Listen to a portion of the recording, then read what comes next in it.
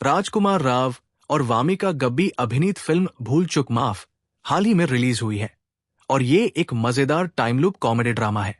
Film की कहानी बनारस के रंजन, राजकुमार राव और तितली वामिका गब्बी के इर्द गिर्द घूमती है, जो एक दूसरे के प्यार में पागल हैं और शादी करना चाहते हैं। रंजन तितली से शादी करने के लिए एक सरकारी नौकरी की तलाश में है, क्योंकि तितली के पिता मिश्रा जी जाकिर हुसैन की यही शर्त है।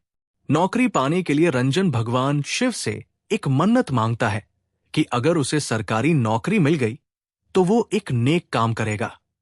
उसे भगवान नाम के एक व्यक्ति संजय मिश्रा के जरिए अवैध तरीके से सरकारी नौकरी मिल जाती है।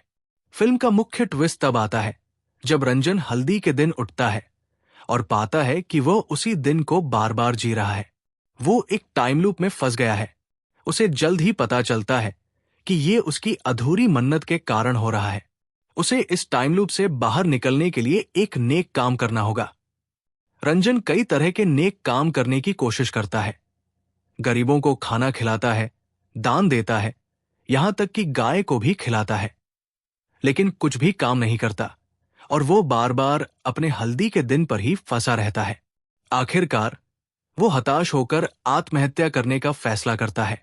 तभी उसकी मुलाकात हामिद अंसारी इश्ती से होती है, जो बेरोजगारी से परेशान होकर आत्महत्या करने वाला होता है।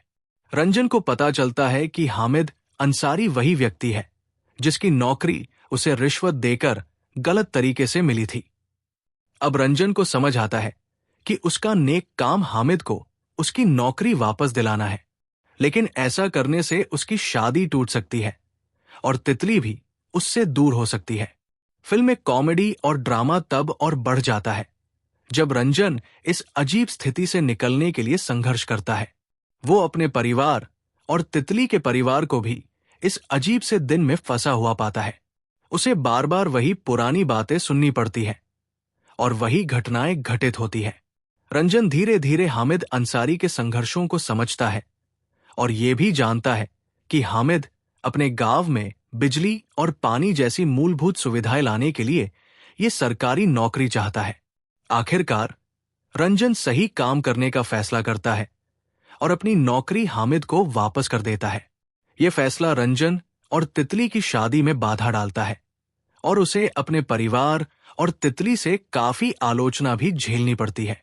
लेकिन अंत में भगवान संजय मिश्रा एक दिल छू लेने वाला भाषण देता है, जो मानवता और सही काम करने के महत्व पर प्रकाश डालता है।